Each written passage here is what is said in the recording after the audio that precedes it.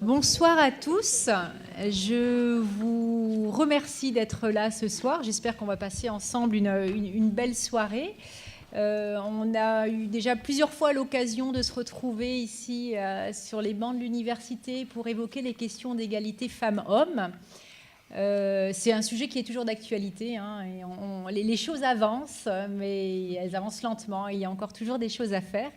Donc là, ce soir, en fait, on se retrouve autour de l'événement qui s'appelle le Tour de France de l'égalité, qui est en fait une démarche qui a été lancée par la présidente de la CLE, Françoise Morvan, une collègue, on va dire, française qui aurait souhaité pouvoir introduire cette conférence, mais malheureusement, ça n'a pas été possible, même en décalé par vidéo.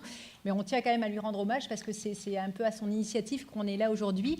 L'idée de ce Tour de France, c'est de présenter la convention, c'est une convention internationale qui va être présentée en détail, une convention contre l'élimination de toute forme de discrimination à l'égard des femmes. C'est une convention de l'ONU qui a été ratifiée par de nombreux pays dans le monde, dont la France et la Nouvelle-Calédonie. Et donc le Tour de France de l'égalité qui vise à présenter cette convention passe ce soir par la Nouvelle-Calédonie. Donc on a ici autour de la table plusieurs femmes qui vont à la fois parler de cette convention, mais surtout de ses limites peut-être, hein. Il n'y a pas tout dans cette convention, certains aspects sont peut-être injustement minorés, et puis surtout comment cette convention prend forme en Nouvelle-Calédonie, comment, depuis quand elle est appliquée, comment elle s'applique, quelles sont les politiques publiques qui accompagnent cette convention. Donc on a autour de la table ce soir, donc tout d'abord, je fais dans l'ordre de la table, hein, Erika Mancel, qui est la présidente de l'Association française des femmes diplômées des universités en Nouvelle-Calédonie et qui va faire la présentation de la convention. On a à ses côtés Véronique Molot, qui est du comité 3E, c'est Éducation à l'égalité à l'école. Éducation à l'égalité à l'école, qui est une commission du vice-rectorat, hein, si je ne dis pas de bêtises, qui a été mise en place il y a 2 ans pour l'égalité à l'école, l'égalité femmes-hommes à l'école. Nous avons aussi Rolande Trolu, qui est collaboratrice à la condition féminine au sein du gouvernement de la Nouvelle-Calédonie. Nous avons Jennifer Sigaud, qui est présidente de la CCI Nouvelle-Calédonie. Christine Bidault-Garon, qui est maître de conférences en droit privé ici à l'université. Valentine Hall, qui est présidente du Conseil des femmes de la province Sud. C'est ça. Et Farah Kayar, qui est membre du collectif Femmes en colère de Nouvelle-Calédonie. Donc merci à toutes les intervenantes. C'est une grande table qui est réunie ce soir par Erika. Je tiens à préciser que moi je suis là, je fais juste l'animatrice. Je vais gérer les temps de parole. J'ai le mauvais rôle et puis passer les paroles. Mais j'ai presque envie de dire que j'y suis pour rien. C'est Erika qui a organisé cette conférence, qui a mobilisé, qui a demandé aux intervenantes de venir, d'être là ce soir pour échanger avec nous. Donc je les remercie toutes, et puis je prends mon rôle, je passe la parole à Erika pour la présentation de la convention. Donc, je remercie également Catherine Ries de nous accueillir ce soir et d'avoir bien voulu participer à cette aventure du Tour de France de l'égalité. Je suis membre de la CLE, qui est la coordination française pour le lobby européen des femmes, et c'est à ce titre que j'avais préparé avec Françoise Morvan cet arrêt du Tour de France à Nouméa, et que je vais donc vous résumer la CEDEF. Donc la CEDEF, c'est la Convention pour l'élimination des discriminations à l'égard des femmes. C'est un des traités de l'ONU parmi les plus ratifiés, mais aussi parmi les plus méconnus. La CLE, donc la coordination du lobby européen des femmes, a décidé d'organiser ce Tour de France entre mars 2016 et mars 2018 pour s'appuyer sur les universités et les associations et faire connaître cette convention. La convention a été adoptée en 1979, donc il y a plus de 25 ans. Elle est entrée en vigueur en 1981. La France l'a ratifiée en 1983. Et actuellement, 189 États sont partis à la CEDEF, ça veut dire ont ratifié cette convention.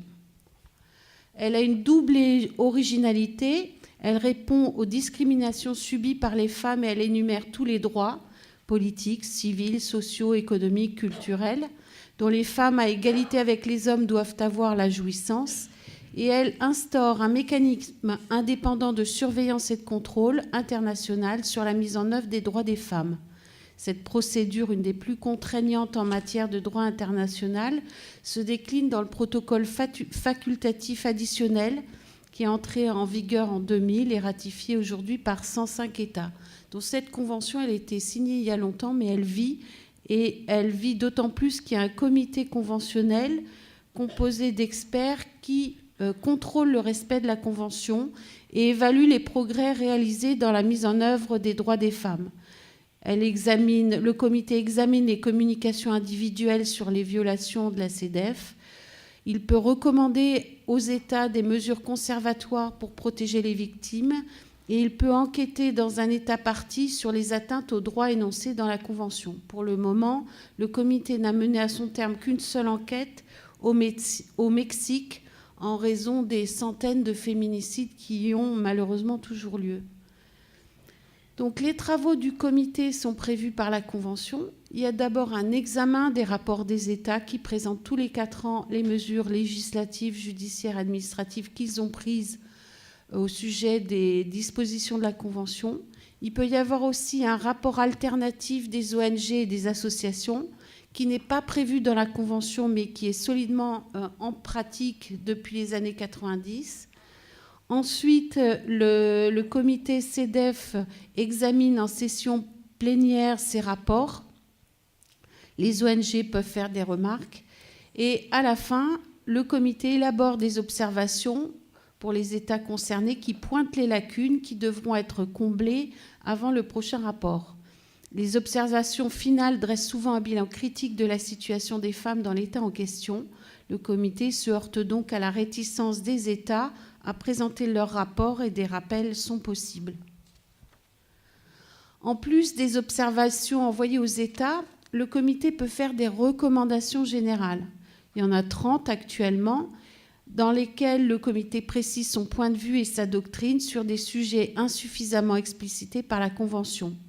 Ces recommandations générales doivent être appliquées au même titre que la Convention ou son protocole. Par exemple, la recommandation générale numéro 19 sur les violences faites aux femmes, parce que, de façon incroyable, il y a une véritable lacune dans la Convention dont aucune disposition ne traite spécifiquement des violences faites aux femmes. Le comité CEDEF traite aussi des plaintes individuelles qui doivent être justifiées et motivées. Ces plaintes sont alors reçues par un groupe d'experts qui examine leur recevabilité. Puis le comité siège à huis clos pour examiner le bien-fondé de la demande et donner une décision. Cependant, aucun des actes du comité CEDEF n'est une décision de justice. Il constitue seulement des avis dépourvus de force juridique obligatoire et l'application est laissée à la bonne volonté des États. Pour dépasser cette difficulté, plusieurs dispositions énoncent une procédure d'exécution et de suivi des décisions du comité. Donc, la Convention impose aux États que soit inscrit dans leur législation le principe de l'égalité femmes-hommes. Il arrive que ce soit les juges nationaux qui, prenant toute la mesure de cet engagement international, accordent une autorité juridique renforcée aux droits conventionnels en les invoquant devant leurs tribunaux nationaux. Cette situation est trop rare et le comité recommande désormais des mesures pour sensibiliser les autorités judiciaires et les avocats de l'existence du contenu de ces instruments et de les intégrer dans les programmes d'enseignement en faculté de droit. La CEDEF est aussi prise en compte par la Cour pénale internationale et dans la jurisprudence européenne. Donc l'égalité femmes-hommes, c'est pour la CEDEF et le comité CEDEF une conception très large. Les champs d'application sont illimités, politiques, économiques, sociales, culturelles, civils ou tout autre domaine, qui inclut les sphères publiques et privées. Les textes ne se contentent pas de condamner les différences entre femmes et hommes, mais indiquent le sens de la protection qui doit être offerte aux femmes. C'est évolutif puisque les experts visent les discriminations dans la CEDEF, mais aussi celles qui ne sont pas citées et qui pourraient advenir. La CEDEF a une conception exigeante et globale de l'égalité, fondée sur une conception asymétrique de l'égalité, puisque c'est une sorte de discrimination positive. Il peut être admis qu'un avantage soit accordé aux femmes s'il concourt à l'égalité des résultats. Elle traque les discriminations directes, par exemple l'âge du mariage, les écarts de salaire, les violences. Les rédacteurs s'intéressent à l'égalité réelle. On insiste sur la formulation des normes, mais aussi sur leurs effets. Dans cette logique, on a vu le comité lutter contre la notion d'équité que certains États voulaient substituer à celle d'égalité. Les discriminations indirectes ou stéréotypes sont plus pernicieuses et se traduisent par des disproportions flagrantes entre les femmes et les hommes dans l'accès à certains droits. Dans son article 5, la Convention impose aux États de modifier les schémas et modèles de comportements socioculturels qui conduisent aux discriminations et aux inégalités femmes-hommes, c'est-à-dire de faire évoluer leur culture et pas seulement leur législation. La CEDEF identifie et lutte contre les stéréotypes de genre, toute construction sociale ou culturelle différenciant les hommes des femmes sur la base de critères physiques, biologiques, sexuels, de fonctions sociales, et qui vise à justifier ou à conforter des discriminations juridiques. Dans les stéréotypes de genre, on a 3 grandes catégories qui se renforcent les uns les autres. Les pseudo-différences de qualité intellectuelle et psychique entre la femme et l'homme, les différences biologiques assimilées à tort à des comportements sociaux, la hiérarchisation des fonctions sociales remplies par les femmes et les hommes. Les stéréotypes sont souvent véhiculés par les cultures traditionnelles. Le comité doit statuer sur la contradiction entre universalisme des droits des femmes et relativisme culturel et communautaire. Loin de s'attaquer frontalement aux cultures et traditions, le comité préconise une transformation progressive des cadres culturels dominants, comme la dot, la polygamie, le mariage forcé, les mutilations génitales, les crimes d'honneur, qu'il définit comme des formes évolutives et malléables. Par exemple, il reconnaît la possibilité pour les femmes le souhaitant de porter un voile. En revanche, le comité lutte contre les représentations stéréotypées des femmes comme mères au foyer et comme objets sexuels. Le comité invite les États à lutter contre les stéréotypes de genre. La première chose, c'est adopter des programmes d'éducation et d'information qui contribuent à faire disparaître les préjugés qui s'opposent à la pleine application de l'égalité sociale des femmes, y compris dans les manuels scolaires. C'est ce que fait en Nouvelle-Calédonie le comité 3E.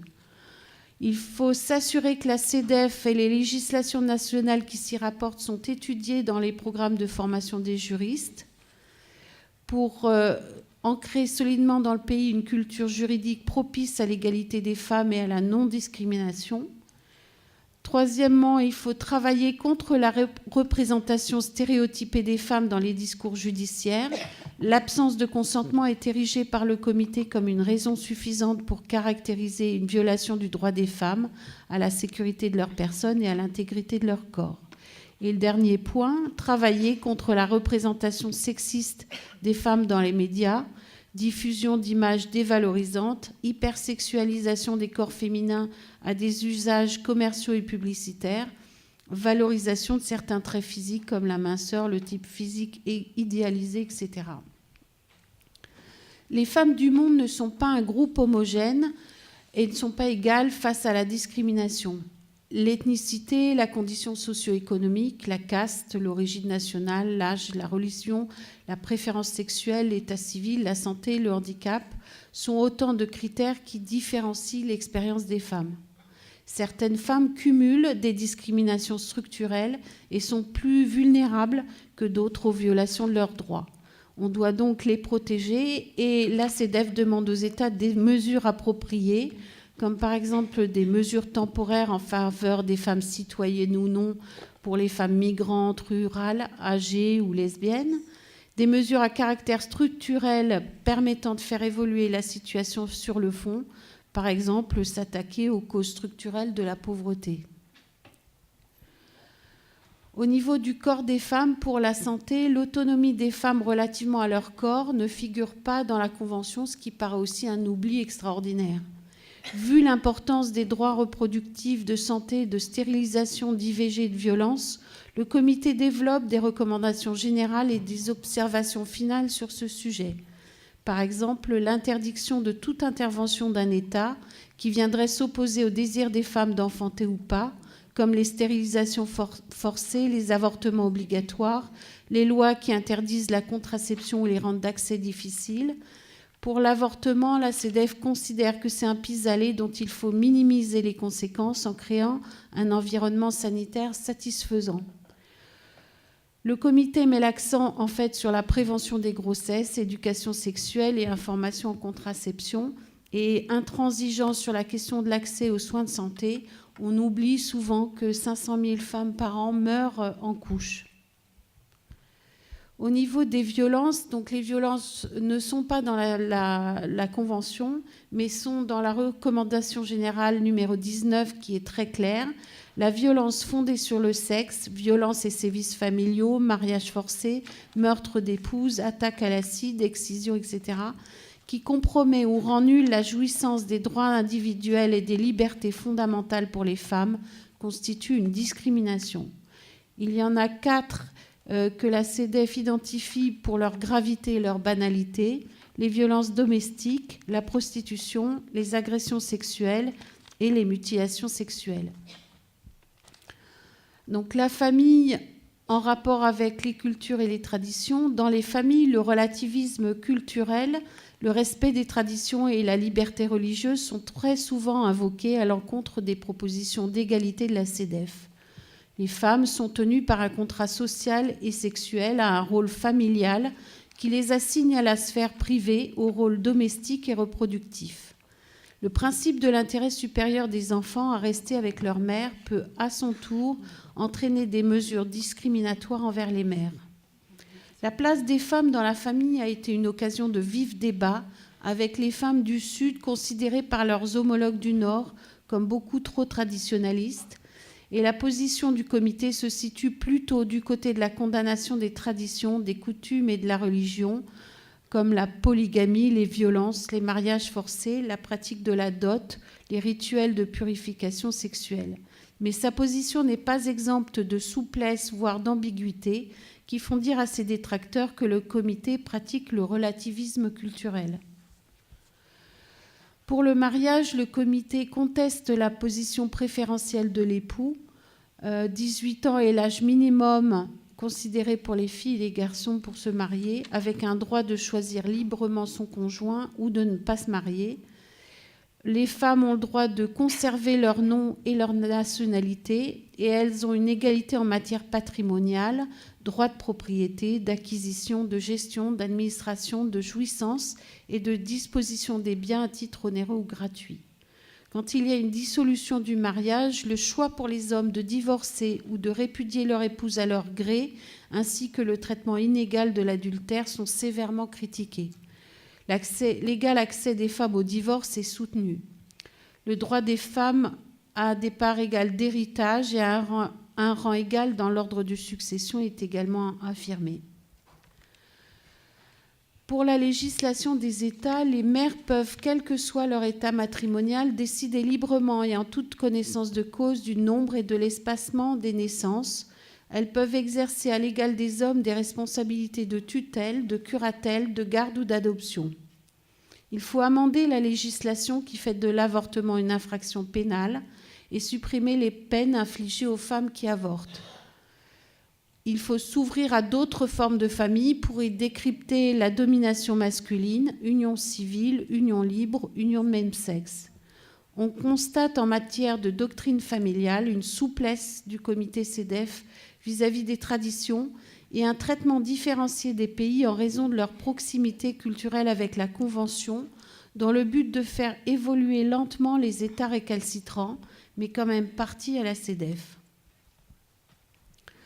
Le comité insiste sur l'égal accès au travail et sur le libre choix de la profession et dénonce les discriminations directes avec les professions interdites aux femmes et indirectes qui aboutissent à une ségrégation horizontale des femmes, c'est-à-dire une concentration dans certains secteurs d'activité, et une ségrégation verticale avec une surreprésentation dans les emplois déqualifiés.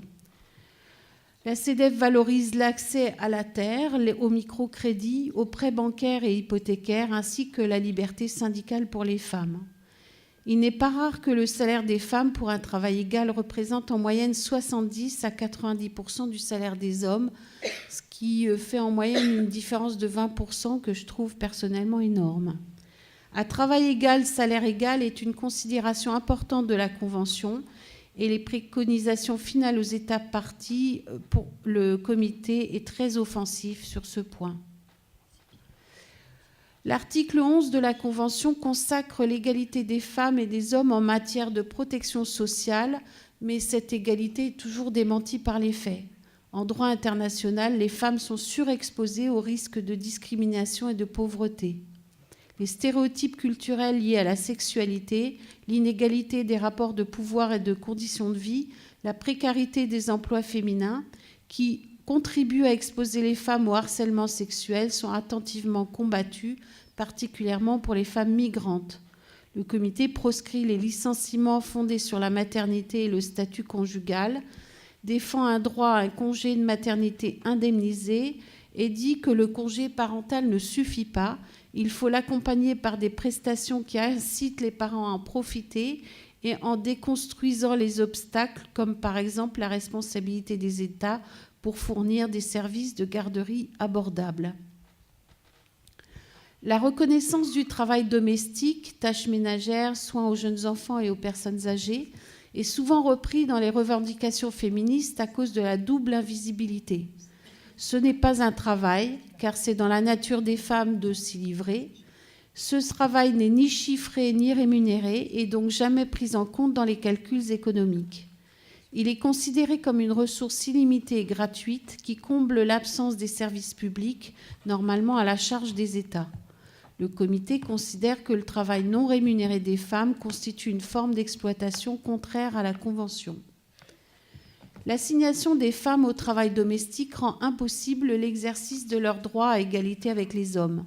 Le comité insiste donc sur la nécessité de reconnaître et rémunérer le travail domestique en donnant aux femmes un statut social protecteur.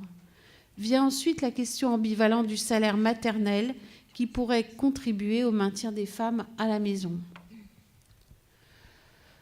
Pour les crises et le chômage, le comité CEDEF conseille d'adopter des mesures temporaires spéciales pour réduire le chômage des femmes et leur emploi à temps partiel contre leur gré, c'est-à-dire à nouveau réduire la pauvreté féminine. La réduction du travail informel, précaire et flexible à durée indéterminée, à l'instar du travail domestique, est fortement recommandée. Le comité CEDEF porte une attention particulière aux conséquences de la crise économique mondiale et de la globalisation.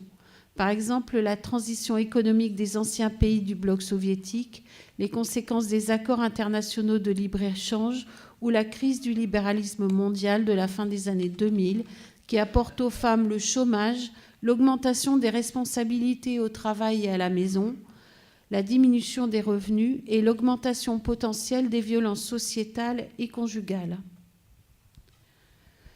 Pour l'espace public, la première porte de sortie du confinement familial et de la réclusion est l'accès à l'éducation, qu'elle soit préscolaire, générale, technique, professionnelle ou supérieure.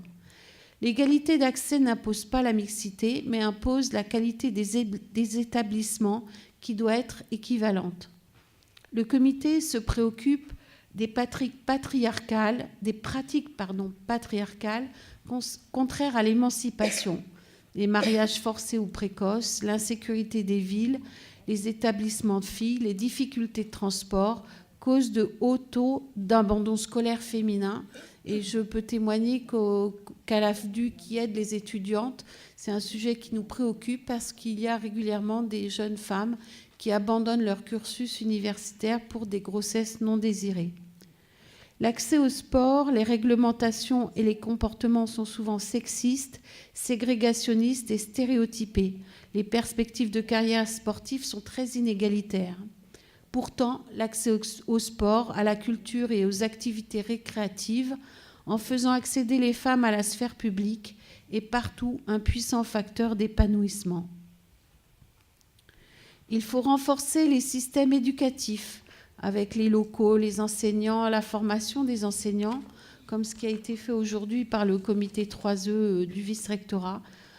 Les contenus des programmes de formation des enseignants doivent viser un enseignement non sexiste, c'est-à-dire s'assurer que les stéréotypes ne sont pas véhiculés par la matière enseignée elle-même. Il faut adopter des programmes scolaires transmettant des connaissances en matière de santé sexuelle afin d'éviter les grossesses précoces et la diffusion de maladies sexuellement transmissibles. Et il faut encourager la diversification des choix éducatifs et professionnels pour que les stéréotypes et les traditions conduisent les femmes à ne plus renoncer aux filières traditionnellement dominées par les hommes comme l'ingénierie, la technologie ou les sciences. Il faut veiller en démocratie au droit de vote et à l'éligibilité des femmes à égalité avec les hommes. Il faut éliminer toutes les discriminations qui différencient les électeurs en fonction du sexe et lutter contre les pratiques patriarcales antidémocratiques et androcentrées, puisque certaines femmes n'ont pas la possibilité de se déplacer, un membre de la famille vote pour elles et elles manquent d'informations électorales.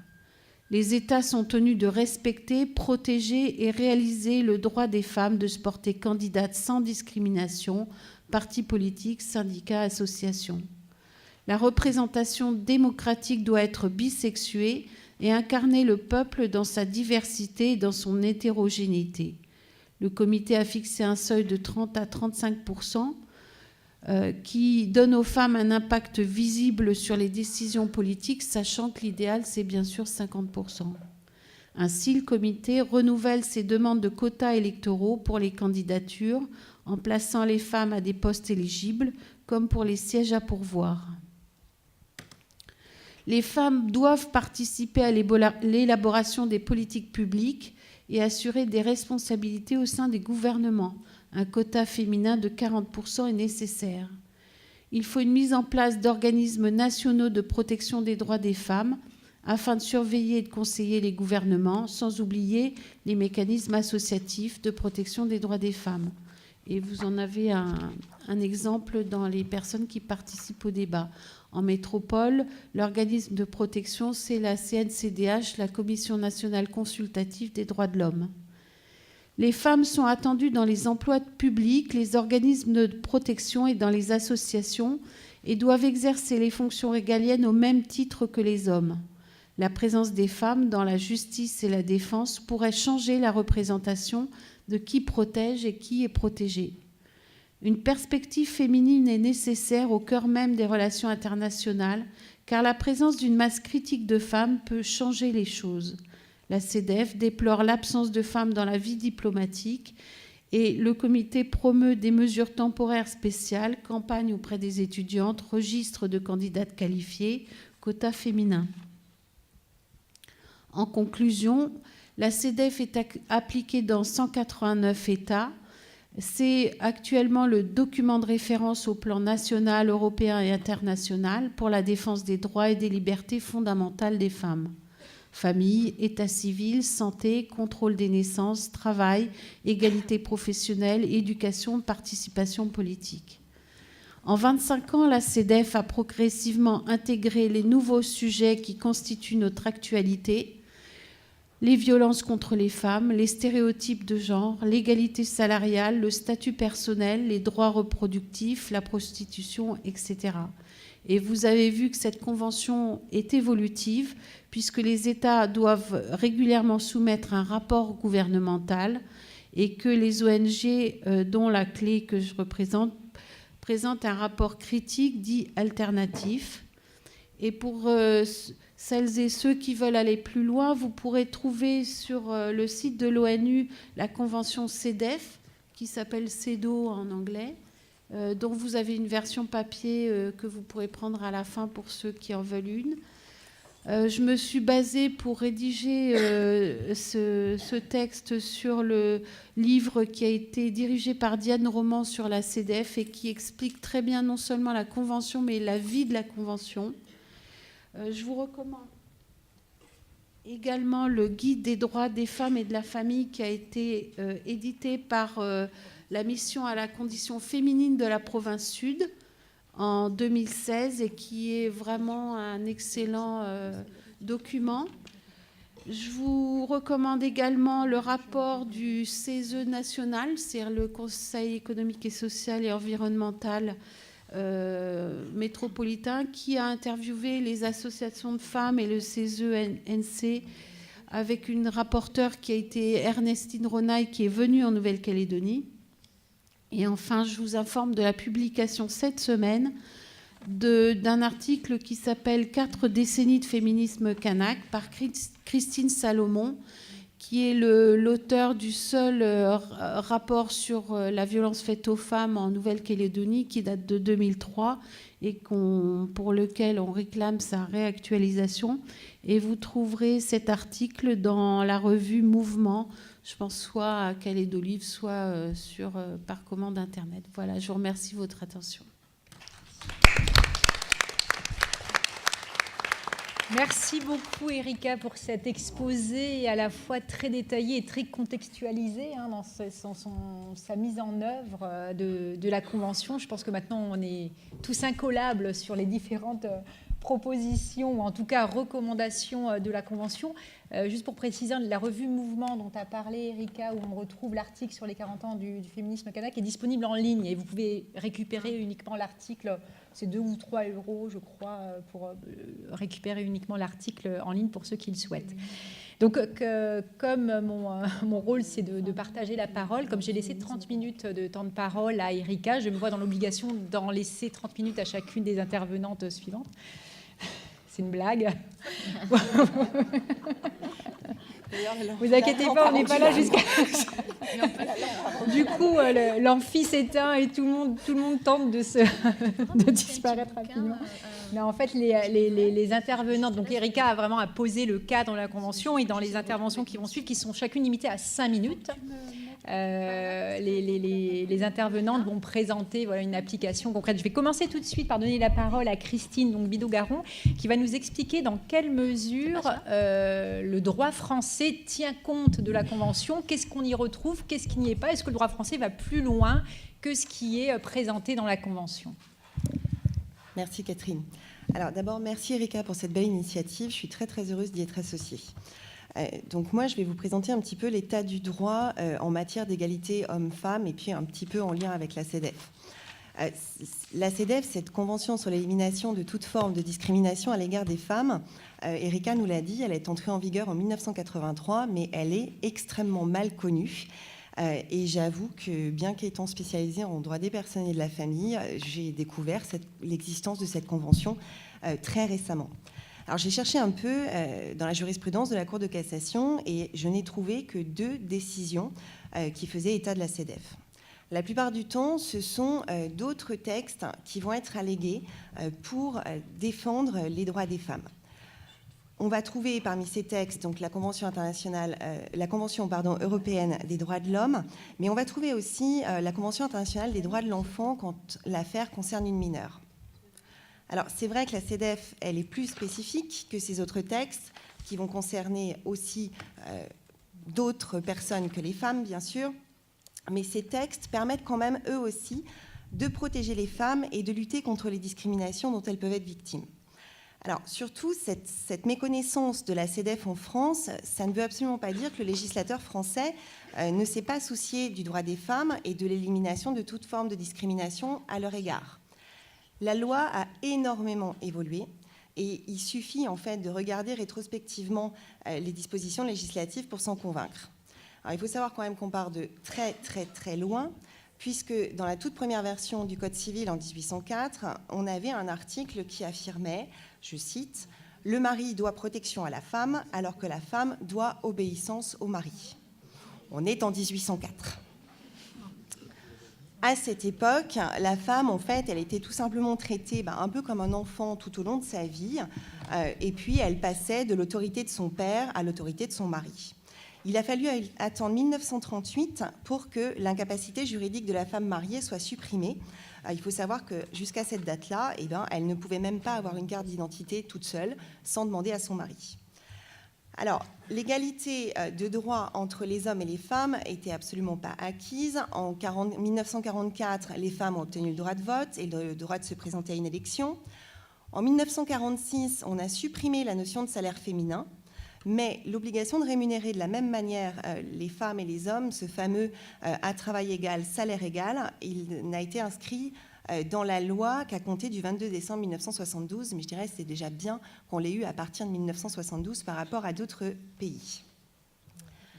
Pour les femmes mariées, l'amélioration de leur situation juridique, elle s'est vraiment faite avec une loi qui date de 1965. Cette loi, c'est celle qui a réformé les régimes matrimoniaux et qui a rendu sa pleine capacité juridique à la femme mariée. Ce texte, c'est vraiment celui qui a accéléré le mouvement de l'égalité des droits entre les hommes et les femmes. En particulier, c'est avec cette loi que les femmes ont été dispensées d'obtenir l'autorisation de leur mari pour exercer une profession. Et ça leur a aussi donné le droit d'ouvrir un compte en banque sans avoir auparavant obtenu l'autorisation de leur mari. Donc, quelque part, c'est vraiment cette loi qui a donné la possibilité aux femmes de s'inscrire comme des acteurs de la vie juridique et de la vie économique. Et évidemment, comme elles ont pu exercer une activité économique, elles ont pu accéder à une certaine indépendance et ensuite, elles ont pu conquérir d'autres droits. Alors, cela étant, les vieilles rengaines sont tenaces et si du point de vue du droit civil, la notion de chef de famille avait disparu en 1965, on remarquera qu'il a fallu attendre 1985 pour que l'administration fiscale arrête de l'utiliser et arrête d'envoyer des formulaires demandant de renseigner l'identité et la profession du chef de famille. Alors, je pourrais vous donner de très très nombreux exemples que vous connaissez déjà tous. Le droit à la contraception avec la légalisation de la pilule en 1967, le droit à l'interruption volontaire de grossesse qui date de 1975, la création de la notion d'autorité parentale en 1970 qui a entraîné corrélativement la disparition de la notion de puissance paternelle qui existait. On a aussi la reconnaissance du viol entre époux en 1992, de très nombreuses mesures de lutte contre les mariages forcés, avec notamment une loi en 2006 qui a mis l'âge légal du mariage à égalité pour les hommes et pour les femmes à 18 ans. Avant, c'était 15 ans pour les femmes et 18 ans pour les hommes. Et qui a aussi en fait supprimé cette notion de crainte révérentielle. C'est-à-dire quand une femme avait peur de dire non, enfin, de refuser le mariage simplement par manque de respect envers ses parents. Avant, on considérait que ce n'était pas de la violence morale. À partir de 2006, on a considéré que c'est de la violence morale. Donc même si c'est simplement par crainte révérentielle qu'elle accepte le mariage, on va pouvoir faire annuler ce mariage. Alors, j'ai que 5 petites minutes, je ne peux pas évoquer tous les droits, mais il y a une chose que je tenais à signaler. J'ai plus de 2 petites minutes, 1 petite minute, même pas. Une chose que je tenais à signaler, parce que c'est vraiment, à mon avis, ça marque quand même une évolution, c'est qu'aujourd'hui, on a des demandes en sens inverse. C'est-à-dire qu'on voit des hommes qui demandent à avoir les mêmes droits que les femmes. On l'a vu, par exemple, en matière de port du nom du conjoint. En matière de bonification d'annuité, en raison, vous savez, quand on a élevé des enfants, le nombre de trimestres nécessaires pour les droits à la retraite diminue. On a vu des hommes qui avaient élevé des enfants qui réclamaient d'avoir les mêmes droits que les femmes. Et on a vu aussi des pères qui demandaient à établir leur filiation quand la femme avait accouché sous X, en disant « mais je suis le père de cet enfant, je veux établir ma filiation ». Donc on commence à voir un mouvement qui est tout à fait différent de ce qu'on a vu auparavant. Alors la loi, elle n'est pas parfaite, il y a toujours des possibilités de l'améliorer, mais je crois sincèrement qu'au niveau du droit, l'égalité, elle existe. Dans les textes, l'égalité, elle existe. Maintenant, ce qui manque, c'est la mise en œuvre de la loi. Et il faut vraiment qu'on multiplie les politiques publiques et les initiatives. Il y a déjà plein de choses qui sont faites, mais il faut vraiment qu'on multiplie ça pour qu'on mette en œuvre l'égalité qui existe dans les textes et qu'on peut toujours améliorer, mais bon, elle est là quand même. Merci. Et c'est pour ça qu'on parle d'égalité réelle. Voilà. L'égalité réelle. Merci beaucoup Christine pour cet exposé. Je passe tout de suite la parole à Rolande Trolu pour nous présenter la mise en œuvre en fait de la Convention en Nouvelle-Calédonie. Oui, merci Catherine et bonsoir à tout le monde. Alors effectivement, moi je vais un petit peu contextualiser la CEDEF, cette convention donc dans notre pays et sa mise en œuvre. Alors, il faut savoir que dans les années 2000, c'est-à-dire, je pense que c'est quand la France a présenté son 4e rapport au comité de l'ONU, que le comité a émis la recommandation de voir figurer dans le rapport CEDEF de la France plus d'informations sur les femmes des pays de l'outre-mer français. Donc cette recommandation a été donnée à la France, et la France donc, a transmis cette recommandation aux pays francophones. Et donc la Nouvelle-Calédonie, bien sûr, en 2005, s'est saisie de cette recommandation et a fait en sorte de l'appliquer.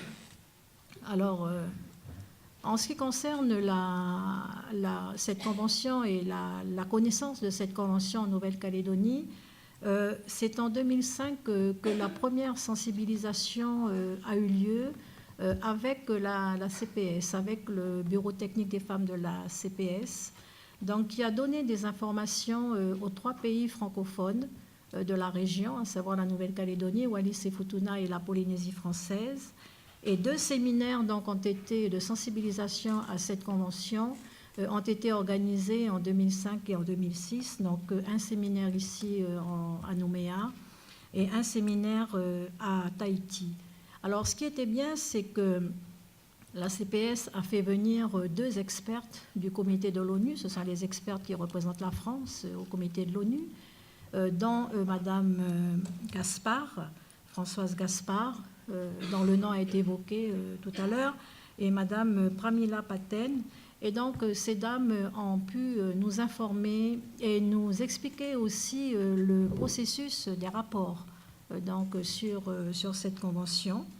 Et à ces séminaires étaient invités aussi des pays de la région comme Fidji, comme le Samoa et comme le Vanuatu, qui, eux, avaient déjà présenté leur rapport initial au comité de l'ONU. Donc, cela pour nous permettre d'entendre des expériences et de pouvoir nous aider aussi dans le processus de rapport au comité de l'ONU sur la Convention. Alors, nous sommes en 2005, mais il faut savoir que le secteur de la condition féminine au gouvernement, sous le gouvernement de Marie-Noëlle Temreau, met en place le secteur de la condition féminine parce qu'il n'existait pas. Et donc, 2 femmes, Madame Temreau et Madame Gorodé, donc vice-présidente, ont décidé que le secteur de la condition féminine se crée au gouvernement, et c'est une initiative qui a été saluée par toutes les femmes du pays. Alors, on est en 2006 maintenant, le gouvernement va donner suite à ces deux séminaires. Et donc, il va mettre en place le comité CEDEF de la Nouvelle-Calédonie. Et ce comité CEDEF-là aura pour objectif de préparer le rapport sur la CEDEF, sur cette convention, le rapport institutionnel. Il a fallu à ce comité, justement, récolter les données, faire des collectes de données. Et à l'époque, ce n'était pas évident, parce que nous n'avions pas de statistiques genrées. Donc, on commençait seulement à les produire.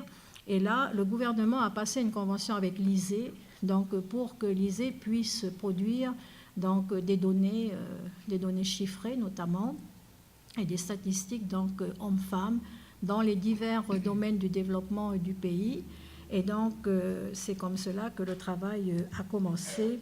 Et c'était vraiment fondamental parce qu'il fallait absolument ces données-là pour écrire le rapport.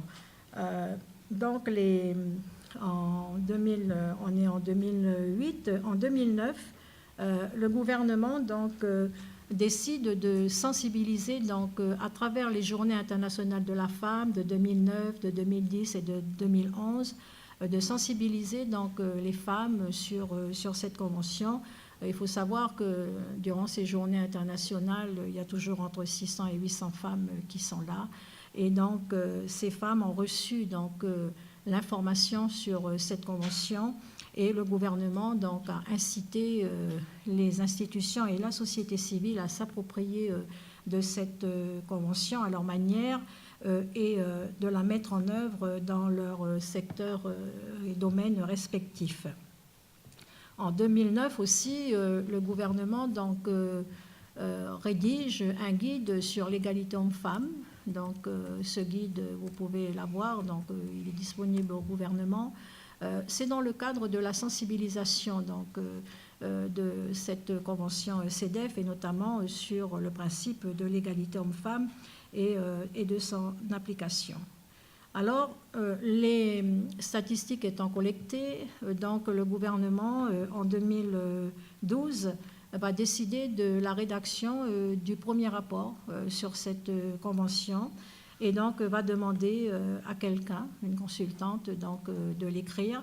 Donc ce rapport, il est ici, hein, c'est un rapport de 121 pages sur la mise en œuvre de la Convention en Nouvelle-Calédonie à travers les 14 articles de la Convention.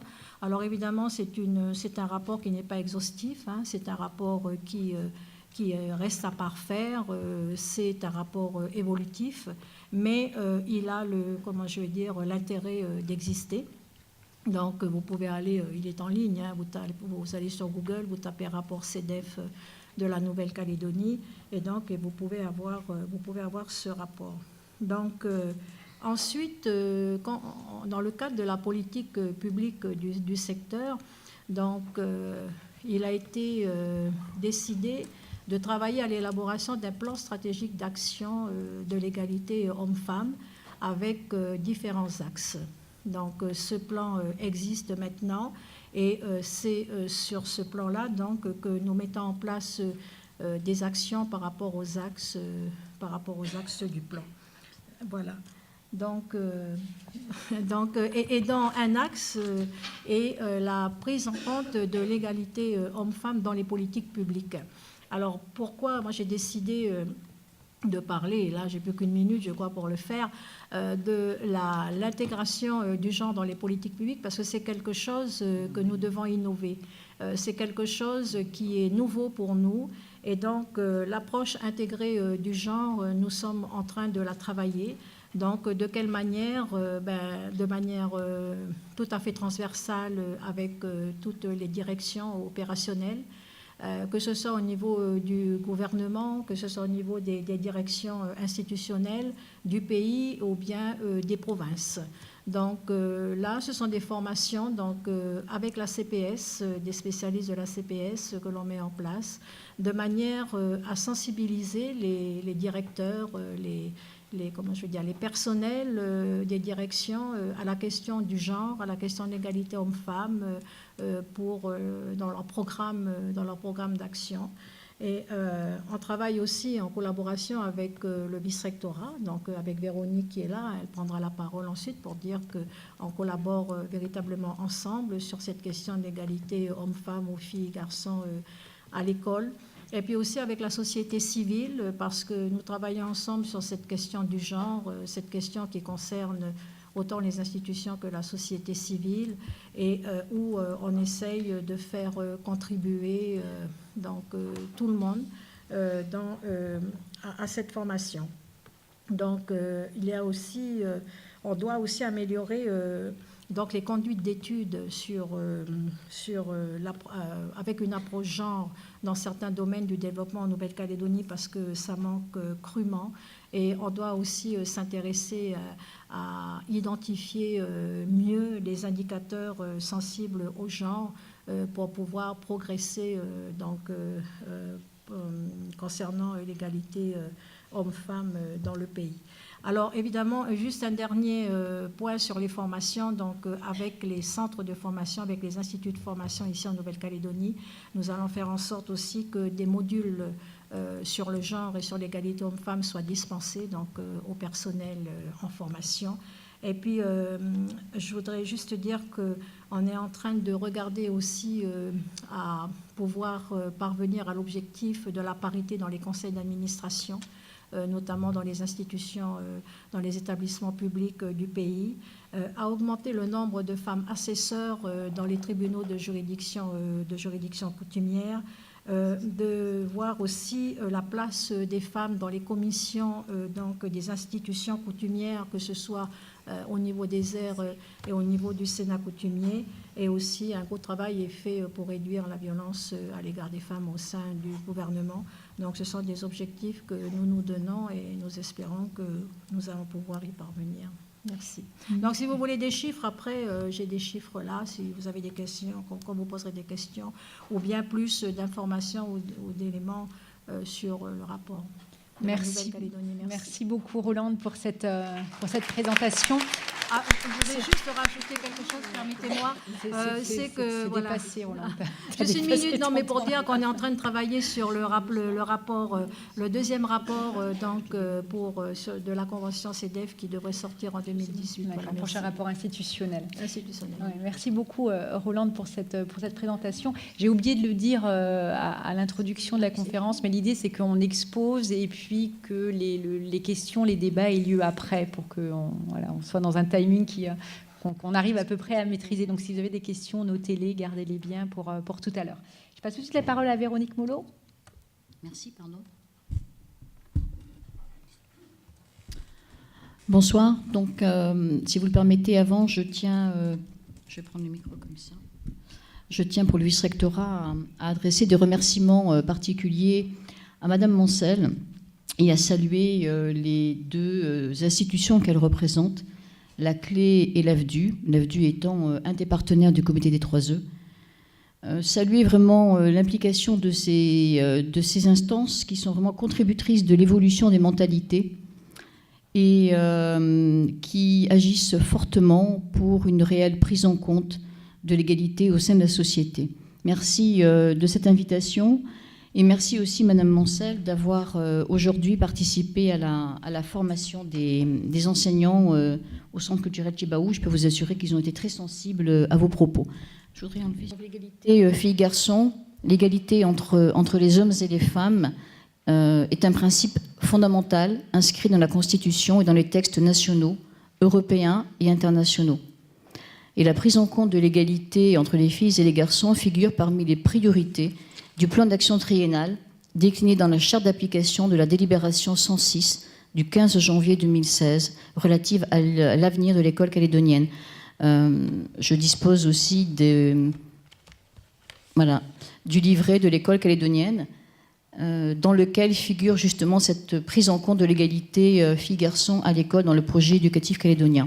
Donc cette valeur d'émancipation pour les femmes et de progrès social collectif pour toutes et tous doit aujourd'hui se traduire en actes dans tous les aspects de la vie. Et l'école a un rôle central pour construire aujourd'hui la société égalitaire de demain. C'est donc la première dimension de l'égalité des chances. Donc les textes de référence qui cadrent cette mission, les principaux textes, vous les voyez à l'écran. Donc le Code de l'éducation, avant tout, toutes les problématiques qui sont attachées à la valeur d'égalité entre les filles et les garçons sont explicitement formulées dans le Code de l'éducation. La promotion de la mixité, notamment en matière d'orientation, l'apprentissage au respect mutuel entre les sexes, la prévention. Et depuis 1889, je cite, les écoles, les collèges, les lycées et les établissements d'enseignement supérieur contribuent à favoriser la mixité et l'égalité entre les hommes et les femmes, notamment en matière d'orientation. Ils assurent une formation à la connaissance et au respect des droits de la personne, ainsi qu'à la compréhension des situations concrètes qui y portent atteinte. La charte de la laïcité, donc, qui date de septembre 2013, et elle a pour objectif, très bien, c'est parfait, elle a pour objectif de définir et d'expliquer la laïcité. Les articles 4, 6, 8 et 9. J'ai mis ici un focus sur l'article 9 de la Charte de la laïcité aborde la thématique de l'égalité. Bien sûr, le référentiel de compétences des enseignants qui figure dans le BO. Plusieurs textes régissent l'activité des personnels enseignants de l'éducation, parmi lesquels le référentiel de compétences professionnelles qui fait directement référence aux objectifs d'égalité. Les compétences également requises du chef d'établissement, qui sont l'objet d'un BO spécial, le dernier donc de 2002. Et enfin, la toute récente mission, égalité filles-garçons au vice-rectorat de Nouvelle-Calédonie, direction générale des enseignements. Donc en 2014, le vice-rectorat a mis en place une instance inédite et spécifique au vice-rectorat de la Nouvelle-Calédonie, le comité 3E, donc éducation à l'égalité à l'école. Ce comité est présidé par le vice-recteur, il est piloté par la chargée de mission égalité filles-garçons. Et parce que l'école fait partie de la société, eh bien ce comité 3E associe des personnels de la communauté éducative, de la société civile. Vas-y, non, c'est pas grave, tu poursuis. Donc là, c'était l'historique entre la mission du Maine, donc 2013-2014, année de mobilisation, de lutte contre toutes les formes de discrimination, et parallèlement, en 2014, donc une installation ici en Nouvelle-Calédonie d'un comité spécifique. Tu arrêtes là. Hein. Donc ce comité, vise à contribuer à l'acquisition d'une culture de l'égalité entre les sexes et à la neutralisation des stéréotypes sexistes. Deuxième point, le renforcement de l'éducation au respect mutuel et à l'égalité, et le développement d'une plus grande mixité des filières de formation à tous les niveaux d'études. C'est bien donc la mission du système éducatif de faire réussir chacune et chacun, fille ou garçon, de la maternelle à l'enseignement supérieur. Et cette réussite implique que les valeurs humanistes d'égalité et de respect entre les hommes et les femmes, les filles et les garçons, soient transmises et comprises dès le plus jeune âge. Donc il a été convenu d'inscrire un volet promotion de l'égalité filles-garçons dans chaque projet d'établissement. Le contexte, les disparités entre les sexes qui demeurent bien réelles, la réussite et l'échec scolaire, la réussite et l'échec en matière d'insertion professionnelle qui demeurent des phénomènes fortement sexués, la manière d'interroger aussi, de donner la parole, de noter, de sanctionner et d'orienter révèle des représentations profondément ancrées sur les compétences supposées des unes et des uns. Donc des travaux de recherche ont été menés depuis plus de 20 ans et ont montré que les enseignants reproduisent à leur insu des stéréotypes sexistes, voire les renforcent. On a des exemples de notifications d'évaluation d'élèves qui sont souvent différentes selon leur sexe. Des commentaires de bulletins scolaires qu'on a analysés. On a un groupe dans le comité 3E qui travaille justement sur les notifications. Donc on va apprécier le travail des filles, tandis que les garçons ont des capacités inexploitées. Les enseignants interagissent plus fréquemment en classe avec les garçons, 56%, qu'avec les filles, 44%. Dans les programmes, vous l'avez dit tout à l'heure, dans les manuels scolaires, l'importance des femmes est minorée. Celles-ci demeurent des muses, où elles sont cantonnées à des rôles traditionnels. 70% des personnages féminins dans les manuels de CP, ça va vous intéresser, ont pour tâche de faire la cuisine et le ménage. Je vais limiter sur les données qui sont néanmoins très, très intéressantes. Donc le troisième point, bien sûr, c'est la formation. Nous avons aujourd'hui mené une formation avec plus de 75 personnels, des chefs d'établissement, des professeurs, mais aussi des élèves. Donc une participation des élèves également à des concours et des dispositifs calédoniens et au-delà. Et puis, bien sûr, en 2018, le parcours civique, les trois parcours que nous allons mettre en place, civique, d'orientation, artistique et culturelle, du projet éducatif calédonien, vont contribuer également à l'appropriation de ces valeurs égalitaires. Donc, je terminerai sur 2 points. Une convention partenariale qui a été signée par, tu peux montrer la dernière image, Erika, si tu le veux bien, par l'ensemble des partenaires du comité 3E. Nous avons 25 partenaires, voilà, vous les avez ici à l'image. Une convention de communication non discriminante pour donner une visibilité plus égalitaire au féminin. Et pour conclure, les propos du vice-recteur, directeur général des enseignements, qui a rappelé que suite au vote des élus du Congrès, la Nouvelle-Calédonie est désormais dotée de tout le cadre réglementaire pour pouvoir rénover son système scolaire et mettre en place un projet éducatif qui a la volonté de constituer le trait d'union du destin commun de ce pays. Mais il termine, il n'y aura pas de trait d'union si la discrimination homme-femme persiste. Merci de votre attention. Merci beaucoup Véronique pour cette présentation toute fraîche, puisque des formations sont actuellement en cours, comme tu nous l'as dit.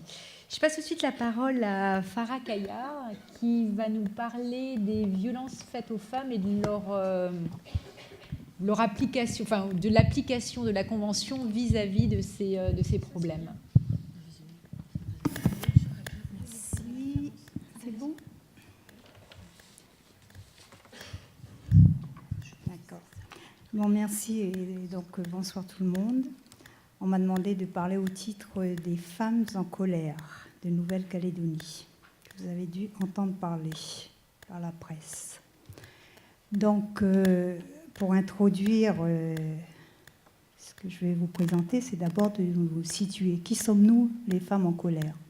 Donc, le collectif Femmes en colère est un mouvement citoyen réactif qui est né en 2000 pour dénoncer les discriminations et les violences faites aux femmes. Et en 2000, à ce moment-là, nous nous sommes réunis, mobilisés devant le Congrès pour faire voter la loi sur l'IVG. Et donc, nous nous réunirons à chaque fois que l'occasion se présente. Et devant la montée alarmante des violences faites aux femmes, le 1er juin 2016, nous avons organisé une manifestation devant le Congrès de la Nouvelle-Calédonie pour interpeller l'ensemble de la classe politique ainsi que les mondes économiques, coutumiers, religieux et associatifs, pour les inviter à condamner fermement toutes les discriminations et tous les actes de violence à l'encontre des femmes. Aux autorités administratives et judiciaires de l'État, nous leur avons demandé l'application des lois existantes dans toute leur rigueur. Nous l'exigeons toujours. S'agissant de la CEDEF, nous maintenons que le collectif a agi conformément à la recommandation générale numéro 10 de 1989, donc du comité CEDEF, adressée aux États parties, qui leur demande d'inviter les associations féminines à coopérer dans la lutte contre toutes les formes de discrimination et de violence envers les femmes, et aussi de les faire participer aux campagnes de publicité en ce qui concerne l'existence de la Convention, son texte et son application. Toujours selon ce même comité CEDEF, la violence est une sorte de continuum qui traverse toute notre société, depuis l'insulte sexiste dans la rue jusqu'à l'extrême violence des coups mortels, faisant des femmes les victimes privilégiées d'un machisme criminel qui n'ose pas dire son nom. Suite à quoi le comité émet des recommandations concrètes à l'article numéro 19 et demandant aux États parties de prendre des mesures appropriées et efficaces pour éliminer toutes les formes de violence fondées sur le sexe, qu'il s'agisse d'un acte public ou d'un acte privé. Donc, en tant que comité de femmes en colère, nous considérons par conséquent que les actes de notre collectif, les actions que nous avons menées, principalement celles du 1er juin 2016, sont en phase avec cette recommandation. Et en tant que collectif Femmes en colère, voici ce que nous attendons de notre pays et en particulier des élus. D'abord, que nos revendications qui ont été déposées au Congrès et au gouvernement le 1er juin 2016 soient enfin examinées. Parallèlement, que les différents partis politiques inscrivent ces revendications dans leur programme pour en discuter dans leurs instances représentatives. Et je vous cite brièvement quelques demandes ou revendications, pour être un peu plus fort, qu'on a déposées au Congrès et au gouvernement. On a demandé à ce qu'il y ait l'allongement des délais de prescription en matière d'agression sexuelle. Et nous apprenons avec satisfaction que le 16 février 2017, l'Assemblée nationale a voté effectivement une loi sur l'allongement des délais de prescription des crimes et des délits sexuels. En effet, tout est doublé. Par exemple, pour les viols, un passage au lieu que ce soit 10 ans, c'est à 20 ans. Pour les délits sexuels, harcèlement sexuel et agression sexuelle, de 3 ans, ça passe à 6 ans. Donc, on est à peu près satisfait, puisque ça regarde également la Nouvelle-Calédonie, cette loi qui vient d'être votée. Ensuite, nous avons aussi demandé à ce qu'il y ait une enquête qui soit faite par le gouvernement de la Nouvelle-Calédonie sur les comportements sexistes en milieu politique. Parce qu'on sait qu'en France, actuellement, il y a un mouvement de femmes politiques, des collaboratrices et de parlementaires, de regroupement de femmes dans les mairies, qui s'organisent pour dénoncer justement cette aggravation des agissements sexistes en milieu politique. Et même, elles ont créé un site sur Internet où chacun peut aller y voir pour appeler les victimes justement du sexisme politique à témoigner. Alors la question, on l'avait demandé au gouvernement de faire une enquête là-dessus. On se demande aujourd'hui la question, qu'en est-il ici en Nouvelle-Calédonie ? Ensuite, on a demandé à ce qu'il y ait une loi qui interdit aux auteurs de violences faites aux femmes de se présenter aux élections pendant un certain délai et en leur enlevant leurs droits civiques aux élus condamnés de violences. Alors, comme vous le savez, vous avez suivi l'actualité, la loi de moralisation sur la vie politique en France, sur l'inéligibilité, a été adoptée pas plus tard que ce mercredi 8 août. Elle concerne effectivement les crimes et délits de manquement à la probité, surtout financière, mais cette loi, elle est intéressante, bien que insuffisante en ce qui concerne les violences faites aux femmes. Il y a encore un combat à mener pour cela. Mais tout de même, elle a été élargie, entre autres, au fait de discrimination et de sexisme, ou alors aussi pour des raisons d'orientation sexuelle qui portent atteinte aux valeurs républicaines et qu'un élu se doit de partager. Donc, pour terminer, la demande phare, que je dirais, a été déposée aussi en demandant au Congrès de tenir une séance publique, un débat public sur les violences faites aux femmes, avec pour objectif la resignature ou l'adoption, ou je ne sais quel terme utiliser, pour que les uns et les autres soient au courant de la CEDEF. Donc que le Congrès de la Nouvelle-Calédonie puisse signer la convention CEDEF, puisque c'est la France jusqu'à présent qui l'avait signée au nom de la Nouvelle-Calédonie. Donc pour les collectifs des violences faites aux femmes, pour nous, les violences faites aux femmes doivent être inscrites comme une priorité nationale, à l'exemple du plan de lutte du gouvernement français actuel qui mène des enquêtes de violences faites aux femmes par le biais de la CESE, etc. Donc le 1er juin 2016, pour donner un aperçu de ce que nous avions demandé au Congrès, de tenir un débat sur les violences faites aux femmes, il nous a été promis, justement par le président et certains membres du Congrès, de tenir un débat effectivement au sein du Congrès, mais à condition qu'un élu ou une élue dépose un projet de vœu ou de résolution. Nous avons réécrit au Congrès le 6 octobre 2016, leur demandant où ça en était, et à nouveau le président nous a répondu qu'il est favorable, mais qu'il fallait que ce soit un élu qui dépose un projet de loi, une résolution. Donc à l'heure d'aujourd'hui, il nous a répondu qu'aucun ne s'est intéressé à cette thématique-là. Enfin, il n'y a pas eu de projet déposé, donc nous attendons toujours et nous relancerons d'ici là. Donc enfin, pour terminer, le collectif Femmes en colère encourage les élus à un devoir d'exemplarité, car comment peut-on être élu et continuer un mandat ou briguer un nouveau mandat si on se rend coupable de violences faites aux femmes et aux enfants?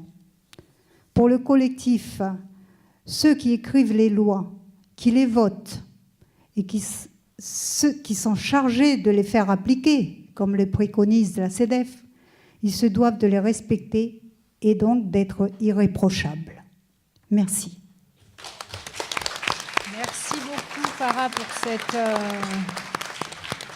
cet exposé qui montre qu'il y a encore effectivement beaucoup de choses à faire. Je passe la parole à Valentine Hall, donc présidente du Conseil des femmes de la province Sud. Bonsoir à tous, bonsoir à toutes. Moi, je vais parler un petit peu de la CEDEF et beaucoup plus de la condition féminine en milieu mélanésien. C'est vrai que la CEDEF, c'est très bien, très bien, on a l'existence de la CEDEF, il le fallait, il est là. Seulement, ce ne sont que des recommandations. J'estime que les recommandations, il faut aussi des lois avec ces recommandations. Parce qu'à l'heure actuelle, c'est bien de reconnaître qu'il y a des violences.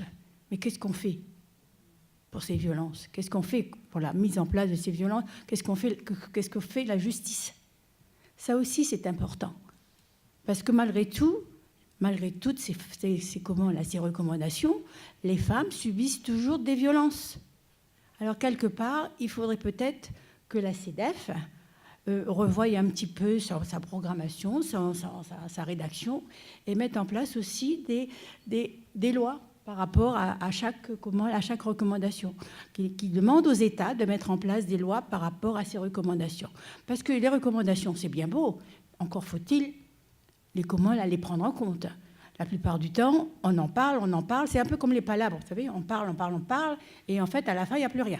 Bon, alors, ceci étant dit, moi, ce que je voulais dire par là, c'est qu'on parle de liberté et d'égalité. En ce qui concerne la condition féminine, en milieu mélanésien, la liberté et l'égalité, nous l'avons, c'est simplement l'application qui n'existe pas. Parce que nous avons, en ce qui concerne le milieu mélanésien, la femme, elle est sacrée. C'est elle qui donne la vie. C'est elle qui donne la force au clan. Parce que quand on dit qu'un clan est fort, c'est par rapport au nombre. D'ailleurs, une femme qui ne donne pas d'enfants, elle est répudiée. Parce qu'on n'aura pas à dire ce qu'on veut, le Sénat coutumier pourra dire ce qu'il veut, mais il faut savoir une chose, quand on parle, et des fois ça me crispe un peu, quand on me parle de dire que la culture mélanésienne, c'est un droit patriarcal, moi je regrette, c'est un droit matriarcal. Pourquoi? Parce que c'est nous qui faisons les liens entre les clans et les familles, ce sont les liens du sang. Quand on parle de l'oncle maternel, c'est l'oncle maternel, c'est le poteau central de la case. Alors arrêtons de dire que le système kanak, c'est un système patriarcal. Je crois qu'il faut remettre les choses en place. Enfin, moi je le dis parce que c'est ça. Et puis je veux dire par là que la condition féminine en milieu mélanésien, en milieu kanak maintenant, puisque ce mot est maintenant... parce que moi, le mot kanak, moi je me rappelle qu'il fut un temps, dans ma jeunesse, kanak, on disait sale chien, sale kanak. Bon, mais c'est vrai que les kanaks, la mentalité mélanésienne fait toujours. Nous sommes très humoristes, nous sommes pleins d'humour.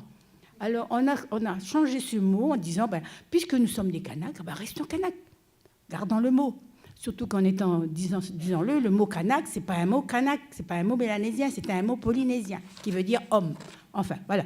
Toujours est-il que la femme kanak, la condition de la femme kanak, elle a toujours existé. Depuis que la culture kanak existe, depuis que les kanaks existent, c'est-à-dire bien avant tout ce qui était, avant l'arrivée des colonisateurs. Donc, quelque part, il faut tenir compte de tout ça aussi, parce que quand on parle du CEDEF et puis qu'on dit, oui, la liberté, l'égalité, il faudrait peut-être aller voir dans ces cultures comment ces mots sont pris en compte, comment ces mots sont compris. Parce que quand on nous parle de liberté et d'égalité, cette liberté, nous l'avons, cette égalité, nous l'avons, mais c'est simplement la façon de le mettre en place qui fait qu'on n'est plus en accord avec le droit français, si vous voulez. C'est pas du tout entre le droit français et comme on dit, de toute façon, ici, il y a deux statuts. Il y a le statut particulier de droit civil et le statut de droit commun. C'est deux statuts totalement différents. Il y en a un qui est écrit et l'autre qui est oral. C'est ça la différence. Comment voulez-vous concilier ces deux choses-là? C'est pas possible. Alors, il faut aller, parce que comme j'ai dit tout à l'heure, j'ai dit en tant qu'anthropologue, en tant que sociologue, il faut aller au-delà des mots. Il faut aller au-delà de tout ce qui est écrit pour pouvoir comprendre le monde kanak. Et c'est ça qui est important. À ce moment-là, lorsqu'on comprend le monde kanak, on se comprend à ce moment-là ce que c'est que le mot liberté chez nous et le mot égalité. Parce que chez nous, en fait, l'égalité, on l'apprend. La liberté, on l'apprend. C'est simplement la façon de prendre, que les hommes prennent en compte cette liberté et cette égalité qui fait qu'il y a un gros problème. Mais je pense que nous, les femmes, et ça je le dis parce que ça va être le fait, c'est que c'est nous, les femmes, qui vont changer la direction de ce territoire. C'est nous qui allons prendre en compte le destin de ce territoire. Et ce sont les femmes, ce n'est pas les hommes. Excusez-moi, messieurs, mais c'est comme ça. Pourquoi ? Parce que nous avons, comme je disais tout à l'heure, oui, c'est vrai, est-ce que nous avons les mêmes cerveaux ? Je dis peut-être que nous avons un petit cerveau, ok ? Mais c'est peut-être plus performant. Parce que les hommes, ils ont un gros cerveau, mais quand ils pensent qu'une chose à la fois. Nous, on peut penser 36 choses à la fois. Mais c'est vrai, excusez-moi. Mais c'est vrai que, bon, il faut aller au-delà de tout au-delà des mots pour comprendre les choses. Parce que dans ce territoire, il y a les colonisateurs, parce que c'est un mot que je n'aime pas, mais il y a les nouveaux venus et il y a les anciens. Les anciens ont une culture, ils ont une coutume. Et je crois que dans ce pays, les nouveaux venus, quand je parle d'ailleurs à mes amis calédoniens, je leur dis, vous savez, moi je vous connais, je suis allée à vos écoles, je suis appris vos droits, donc je n'ai pas peur de vous. Mais vous, quand je vous parle de la coutume ou de la culture kanak, la réponse en face, c'est oui, mais ça c'est kanak. Mais parce que vous ne voulez pas savoir, c'est pour ça que vous avez peur de nous, parce que vous avez peur de l'inconnu. Et c'est ça qui est important. Voilà, il faudrait peut-être que les esprits puissent se dire, nous sommes dans un pays, dans un contexte, et ce contexte-là, il faut que chacun le prenne en compte, chacun l'apprenne. Parce que sinon, on n'arrivera pas, parce qu'on parle toujours d'un destin commun. Mais avant de faire un destin commun, nous avons déjà le destin commun. Nous avons le vivre ensemble. Mais comme disait un des sénateurs, qui est très bien d'ailleurs, il a dit, c'est pas le tout de vivre ensemble ou d'un destin commun. Il faut aussi apprendre à faire ensemble. Le faire ensemble est plus important que de vivre ensemble. Avant de vivre ensemble, il faut d'abord faire ensemble. Merci. Merci beaucoup, Valentine. Je vous remercie pour cette intervention qui met un peu en perspective. Et je passe la parole à notre dernière intervenante, the last but not the least, c'est comme ça qu'on dit, Jennifer, qui va nous parler plus précisément de la place et du rôle des femmes dans le monde du travail. C'est vrai que je vais parler beaucoup plus de ressentiment que de statistiques ou de chiffres, parce qu'il n'existe pas grand-chose en chiffres en ce qui concerne le monde féminin dans le monde du travail. C'est vrai que dans le monde de l'entreprise, la femme commence de plus en plus en Calédonie à faire sa place. Elle a encore un bon chemin à faire, mais petit à petit, on arrive. Il reste quand même les disparités qui sont très importantes dans ce monde.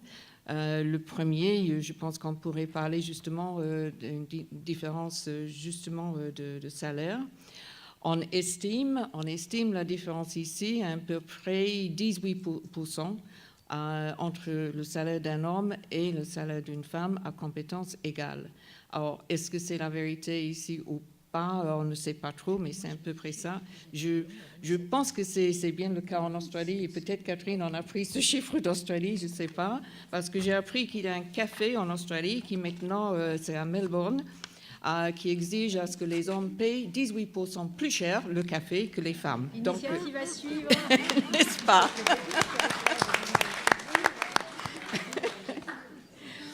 Il y a aussi les disparités justement dans les promotions.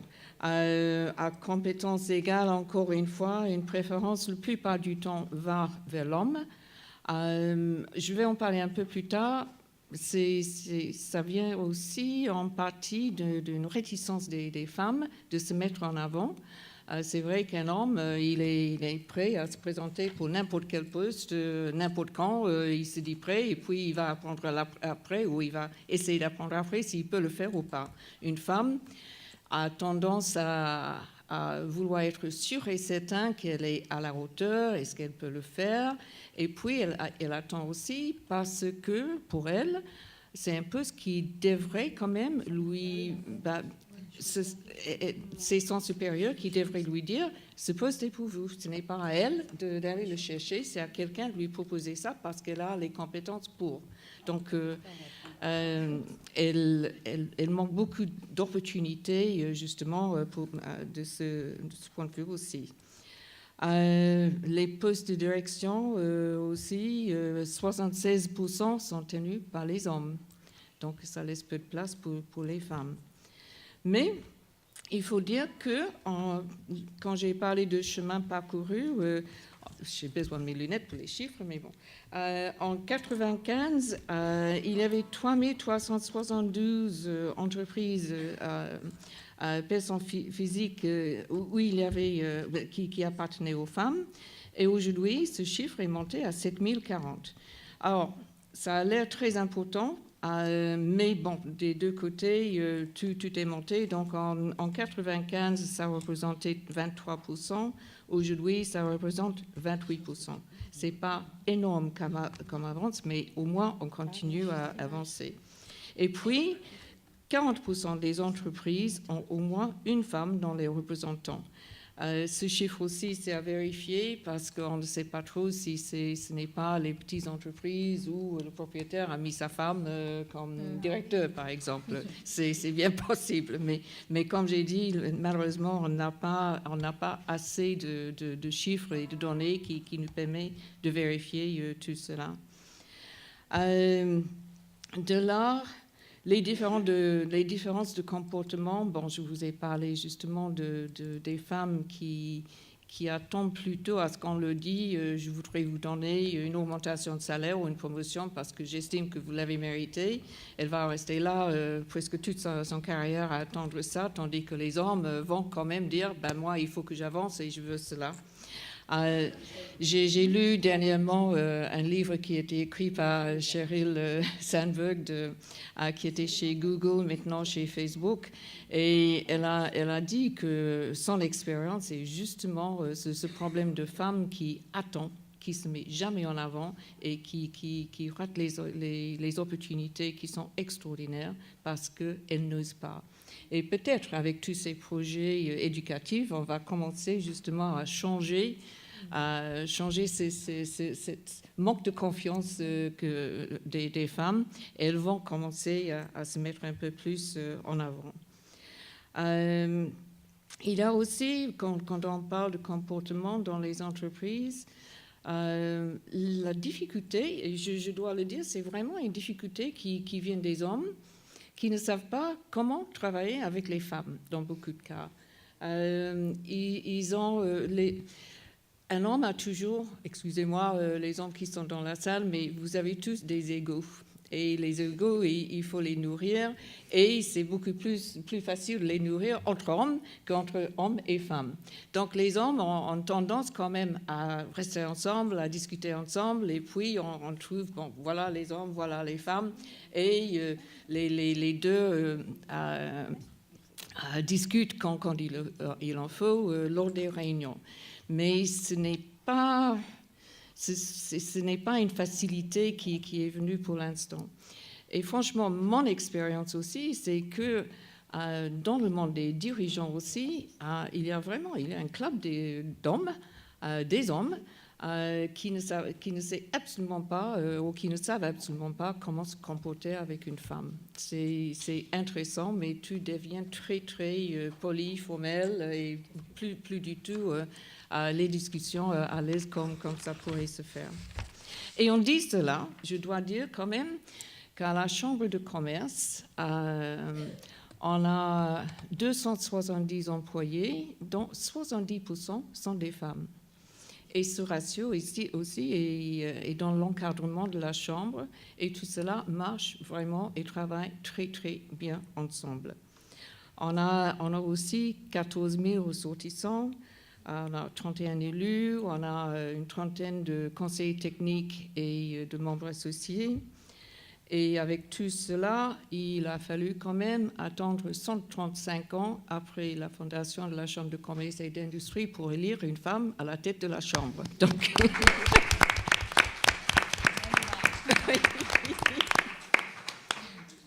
Donc, dans tout cela, c'est vrai, la femme avance et avance bien dans le monde de l'entreprise calédonienne. On a les femmes qui sont tout simplement extraordinaires à la Chambre, qui sont les élus ou sinon qui travaillent à la Chambre. Les différences commencent à s'estomper. Comme j'ai dit, tout le monde travaille très, très bien ensemble et je souhaite cette même ambiance et cette même avancement pour l'ensemble des entreprises du territoire. Merci. Merci beaucoup Jennifer pour cet éclairage et merci à toutes nos intervenantes. Je tiens à les remercier. Je ne serai pas la dernière à le faire, mais déjà pour vos contributions. Donc merci à vous d'être restés jusque maintenant aussi. Félicitations. Le débat est maintenant ouvert. Si vous avez des questions brûlantes qui attendent depuis plus d'1 heure et demie, n'hésitez pas, c'est le moment. Oui, ça fait un moment qu'on a... Combien y a-t-il de membres dans le comité? De quel pays sont-ils ou sont-elles? Il y a 23 membres, ils sont de tout pays. Et actuellement, il y a 4 ans, la présidente était Nicole Hamelin, une ancienne ministre métropolitaine à la condition féminine. Mais actuellement, c'est une japonaise qui est avocate et qui a beaucoup travaillé dans les structures internationales de droits de la femme et qui a aussi été expert pour le désastre nucléaire de Fukushima. Donc c'est une femme de choc.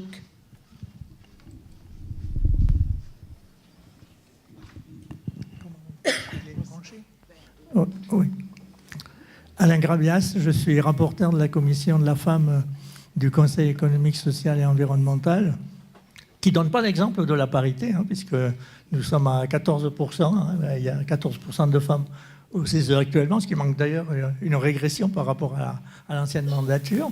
C'est pas sur le sujet sur lequel je voulais intervenir.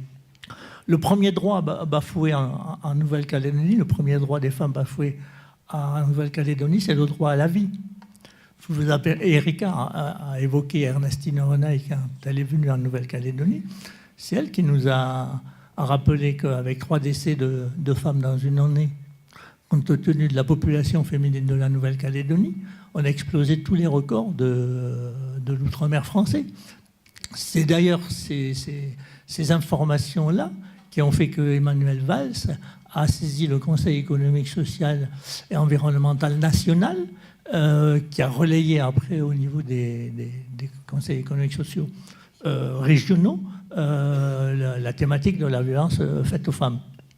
Je ne dis pas évidemment que les autres préoccupations sont mineures, mais il faut quand même avoir conscience. Je pense qu'il faut quand même commencer à faire un constat lucide, aussi cruel soit-il, de la situation pour pouvoir essayer de construire quelque chose. On est quand même à 25 ans après la provincialisation. Il y a, il me semble, matière à se poser un certain nombre de questions par rapport à ça. C'était ma première observation. Deuxième observation, c'est par rapport à... C'est un peu, mais d'une façon un peu plus austère, ce qu'a dit Valentine Hall. Il ne faut pas oublier le statut, quand vous parlez des droits civils, du statut civil, il ne faut pas oublier, comme l'a rappelé Valentine, qu'il y a 2 statuts, le statut de droit commun et le statut coutumier. Et que, ce que tout le monde ne sait peut-être pas, que les 2 statuts sont équivalents. Il n'y a pas un statut supérieur à l'autre. Le droit commun n'est pas un statut de substitution quand le droit coutumier ne peut pas régler le problème. C'est à l'intérieur du monde coutumier qu'on doit trouver les règlements. Alors, on peut parler du Sénat coutumier, on peut parler des aires coutumières, mais le cadre qui est fixé, en tout cas par le Sénat coutumier, dans la charte, le socle commun des valeurs kanak, c'est le pluralisme juridique. Donc c'est ça qui reste à construire parce que c'est le cadre qui est fixé par les coutumiers aujourd'hui, qu'on le veuille ou non, j'ai envie de dire. Donc c'est un espace qui est à construire. Je rappelle quand même qu'il y a un site au sein de l'université qui est consacré au droit coutumier, donc, qui a eu un énorme travail fait par l'Université de la Nouvelle-Calédonie sur le droit coutumier, à partir des actes coutumiers, à partir de la jurisprudence des tribunaux avec assesseurs coutumiers. Et ma troisième observation, et là je pense, vous n'en avez pas parlé, et c'est récurrent au sein des observations du Conseil économique, social et environnemental, je parle sous le contrôle de ma voisine qui est la présidente de la commission, de la femme, c'est la gouvernance. Et c'est un des points sur lesquels on a attiré souvent l'attention. Le millefeuille institutionnel qui existe en Nouvelle-Calédonie, en particulier sur des domaines qui ne sont pas que des domaines normatifs, et qui est celui de la condition féminine, pose un énorme problème entre l'articulation, pour 280 000 habitants, hein, je ne vous refais pas le film, hein, on a des communes, on a des provinces, on a la Nouvelle-Calédonie, on a l'État et on a la coutume. Donc on a 5 niveaux d'administration.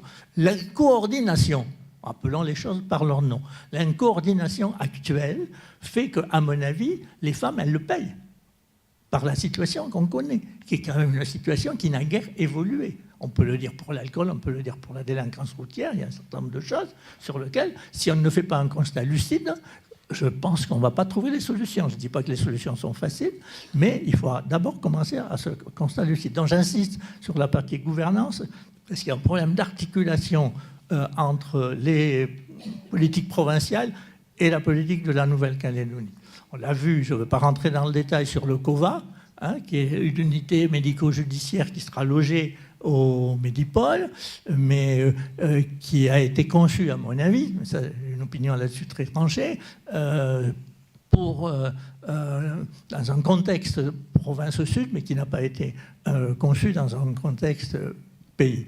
Donc le problème de la gouvernance, quand même, et c'est bien puisqu'on s'approche d'échéance, hein, il faut quand même le dire, et donc j'ai apprécié le fait qu'une intervenante disait mais il faut qu'on fournisse aux partis politiques des plateformes de revendication. Bien sûr, c'est ça qu'il faut faire.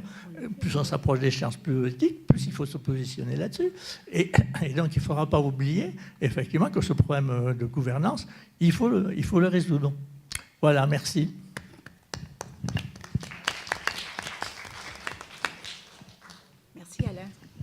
Merci pour ces observations. Je ne sais pas si ça appelle des réponses de votre part, si vous avez envie de compléter. Ou... Allez-y, Farah. Oui, juste concernant les deux statuts, statut de droit commun, statut de droit coutumier, de droit kanak en fait. Vous disiez que le statut de droit coutumier, enfin de droit kanak précisément, est en quelque sorte fermé, qu'il n'y a pas de passerelle vers le droit commun.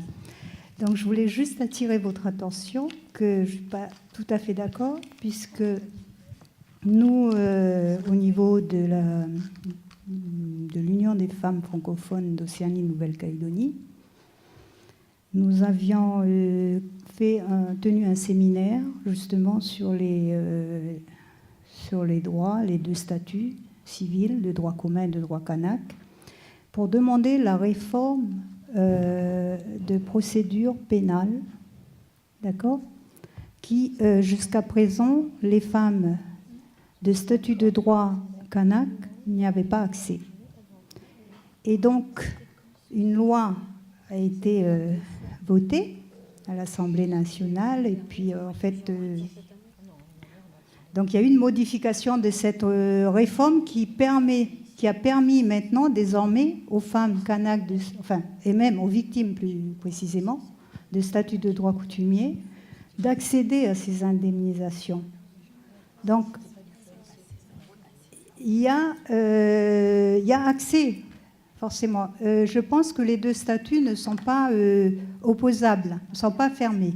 Par contre, il y a des possibilités d'aller vers l'un et vers l'autre.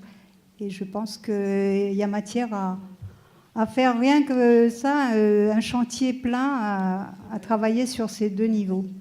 Merci. Est-ce qu'il y a d'autres questions, interventions ? Non, simplement, je voudrais rajouter ce que Françoise a dit par rapport justement au droit commun par rapport à ce que Alain disait. En fait, ce n'est pas fermé, ce n'est pas hermétique. mais encore faut-il passer par le Congrès pour pouvoir modifier donc les accords de Nouméa. C'est ce qui s'est passé. On a demandé une modification, je crois que c'était de l'article numéro 7, pour pouvoir, est-ce que les numéro 5 ou numéro 7, enfin, toujours est-il qu'en passant d'ailleurs par le Sénat coutumier, c'est pour ça qu'on est arrivé à permettre à tout, que ça soit n'importe qui, les femmes ou les hommes qui étaient au tribunal pénal, de ne pas revenir au tribunal civil, recommencer toute la procédure pour avoir une indemnisation. Et depuis, ça s'est passé comme ça, c'est très bien. Ça, ce qui veut dire qu'entre le droit commun, le droit coutumier, c'est pas hermétique. On peut y passer outre, encore faut-il qu'on le demande. Et c'est ça la problématique, c'est la demande. Voilà. Merci de m'avoir écouté. Ah non. Ok, moi j'aimerais juste rebondir sur le discours de Valentine. Ok, en fait, j'avais une question par rapport au monde kanak. Si j'ai bien compris, vous disiez que l'homme et la femme ont la même place, en fait, sont égaux. C'est pas une question de l'égalité dans le monde kanak, ou l'égalité et la liberté dans le monde kanak. Il n'y a pas cette notion d'égalité, hommes, femmes égaux. C'est une question, c'est-à-dire que chez le monde kanak, il ne faut pas oublier que nous sommes hiérarchisés, nous sommes établis comme une structure féodale. C'est-à-dire qu'il y a le haut, après il y a le milieu et il y a le bas. Donc tout descend d'en haut et tout peut remonter. En ce qui concerne l'égalité entre hommes et femmes, en fait, on ne peut pas parler d'égalité. La notion n'est pas la même. C'est très diffus.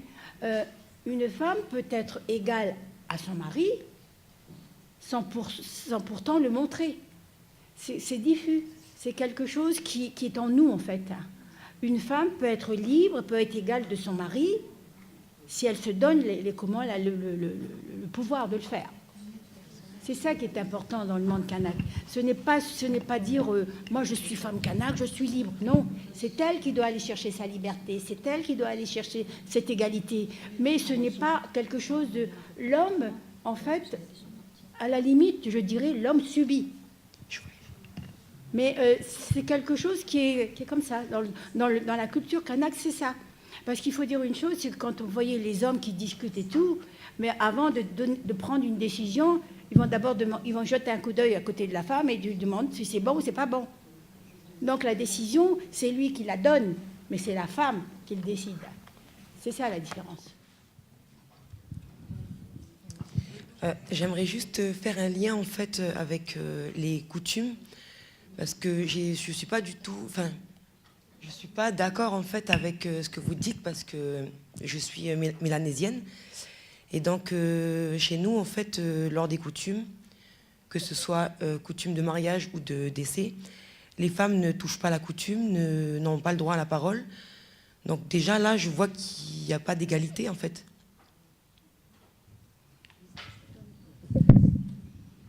En fait, ce n'est pas une question de... Concernant la parole, ça vient d'avant. Les hommes ont été sont élevés pour le pouvoir. Ils sont éduqués pour le pouvoir. Donc, qui dit pouvoir, la plupart du temps, c'est un pouvoir de guerre, c'est un pouvoir guerrier. Par rapport à l'heure actuelle, c'est vrai que ce sont des coutumes, c'est bien la coutume, ce sont des coutumes qui se perpétuent dans le temps. Donc, c'est les hommes qui parlent. Mais quand on dit la parole, la parole, c'est vrai qu'elle est sacrée. Mais cette parole n'est pas forcément quelque chose qui appartient à l'homme. Et c'est pour ça que je dis qu'avant de vouloir mettre en place des lois par rapport à la coutume ou à la culture kanak, il faut aller chercher très loin. Chercher très loin dans le temps. Pourquoi ceci? Pourquoi cela? Et c'est là qu'on va s'apercevoir qu'en fait, ce qui existe actuellement, avant, ça n'existait pas. C'était quelque chose, l'homme et la femme discutaient. Et la plupart du temps, c'était la femme qui prenait les décisions. Pourquoi? Parce que la femme, dans le milieu kanak, la femme, elle est sacrée. C'est elle qui détient la vie, c'est elle qui donne la vie. Et c'est ça l'importance de la femme. Et ça, on ne peut pas le dénigrer. Que tu sois un homme kanak ou autre, ça, c'est quelque chose qui est là, vraie. C'est la vie. Heureusement que nous sommes là. D'ailleurs, des fois, je dis aux hommes, heureusement que je suis là, parce que si les femmes n'étaient pas là, vous ne serez pas là non plus. Voilà. Du coup, moi, j'ai une autre question ici. Du coup, dans ce contexte-là où la parole n'est pas forcément égale, où justement, vous dites que ce soit la femme qui doit prendre sa place aussi, mais si on ne lui donne pas forcément sa place, c'est aussi compliqué. Et justement, comment vous faites le lien vous mettez en relation la CEDEF et la condition féminine dans le milieu mélanésien Je vais juste dire un petit mot là-dessus, par rapport à la prise de parole. Vous savez, ne pas avoir droit à la parole, je pense que ça se trouve aussi dans les milieux européens. Quand vous êtes dans un conseil de ministres ou dans un conseil d'administration, vous ne prenez pas la parole comme ça. Elle est hiérarchisée, la parole. Hiérarchisée. C'est-à-dire que la parole, comme disait Valentine, elle part de la famille. Ensuite, il y a un porte-parole qui va vers le clan, qui est un regroupement de personnes, et ensuite du clan va vers le public. Donc, dire que la femme n'a pas la parole, c'est absolument faux et c'est un faux débat. C'est une parole qui est organisée, hiérarchisée. Il y a des hommes, savez-vous, qui n'ont pas le droit, si vous partez sur le principe de droit, qui n'ont pas le droit de prendre la parole, parce qu'ils n'ont pas la fonction. Il faut connaître la société kanak pour savoir comment elle s'organise. Elle s'organise par des fonctions. Donc le clan, la famille d'abord, ensuite il y a le clan, la chefferie, c'est le public, l'espace public, la chefferie. Donc tout ça pour vous dire qu'il faut regarder autour de soi. La parole, elle est aussi dans les... C'est pas forcément les choses qui sortent forcément de notre bouche, c'est aussi des comportements, c'est des attitudes. Comme elle disait tout à l'heure, son mari se retourne. C'est ça aussi la manière d'aborder le monde dans lequel nous vivons, nous les Kanaks. Donc en tant que féministe kanak, je refuse de dire que les femmes kanak n'ont pas le droit à la parole chez elles. Je refuse. Par contre, ce que je pourrais dire, c'est qu'il y a énormément de discrimination dans le monde moderne pour accueillir, pour comprendre justement comment elles vivent à l'intérieur de leur société. Et pour moi, la discrimination qui est importante aujourd'hui, c'est en termes de droit, justement, comment le monde moderne accueille ce droit de statut de droit kanak dans le monde moderne. Comment il s'organise pour accueillir ce droit? Moi, je suis de statut de droit kanak. Je suis mariée à un Européen de droit commun. Cependant, il va m'arriver des choses, des problèmes de droit civil qui vont se poser à moi. Et je suis en recherche sans arrêt. J'interroge ceux qui sont là au Sénat coutumier pour me dire comment je vais pouvoir m'en sortir avec mon droit. Exemple, ma nièce, qui a un problème de droit justement pour je vais assez vite, pour la pension de ses enfants. Le mari, donc biologique, refuse de lui payer les pensions. Les enfants portent le nom de sa famille, de ses parents. Et donc, au tribunal civil coutumier, ils ont dit ben non, on ne fait rien, il ne reconnaît pas les enfants et il ne porte pas le nom parce que bon, le kanak, il se situe par rapport à son nom, etc. Eh bien, là, l'avocat a demandé à ce qu'il y ait un test ADN qui soit fait pour effectivement voir si c'est bien lui le père biologique, de sorte à ce qu'il puisse payer des pensions alimentaires. Et le tribunal coutumier a rejeté la demande en disant mais non, mais c'est pas conforme à ces Kanaks. C'est absolument faux, c'est pas juste, parce que à aucun moment on interdit à ce qu'il y ait un test ADN et à ce que ce monsieur-là, justement de droit commun, de droit kanak puissent payer des indemnités qui sont de droit commun. Donc, vous voyez que c'est plutôt au niveau, pour moi, c'est pas la problématique, même s'il y a des violences partout, dans toutes les sociétés, il y a des violences qui sont faites aux femmes. On a bien mis combien de temps là pour que les femmes soient reconnues dans le monde occidental? Et on est encore en train de se battre. Il a fallu se battre pour la parité, pour qu'elle soit en politique. Donc, ce que je veux dire par là, c'est que la problématique des femmes de statut, relevant du statut de droit kanak, elle se pose ici dans le monde moderne. C'est-à-dire qu'il faut que le monde moderne s'organise pour nous accueillir en tant qu'éléments de droit. En tant qu'éléments de droit. Et aujourd'hui, c'est des grands points d'interrogation. Et c'est vrai qu'on se retourne vers les Sénats, on se retourne vers... Mais en réalité, c'est de la responsabilité des politiques. Voilà, merci. Il est 20h, on va rendre la salle à l'université. Donc je remercie Catherine Riss de nous avoir accueillis ce soir et d'avoir animé les débats. Je remercie les intervenantes et vous avez vu que c'était vraiment une discussion très riche. Je vous remercie à tous d'avoir fait également la richesse et je remercie Paul Wilson, le consul d'Australie, d'avoir eu l'amabilité de venir et vous tous qui êtes là. Voilà, la CEDEF vit. Donc si vous voulez des exemplaires papier, il en reste pour ceux qui sont allergiques au site internet de l'ONU. Merci beaucoup et bonne soirée.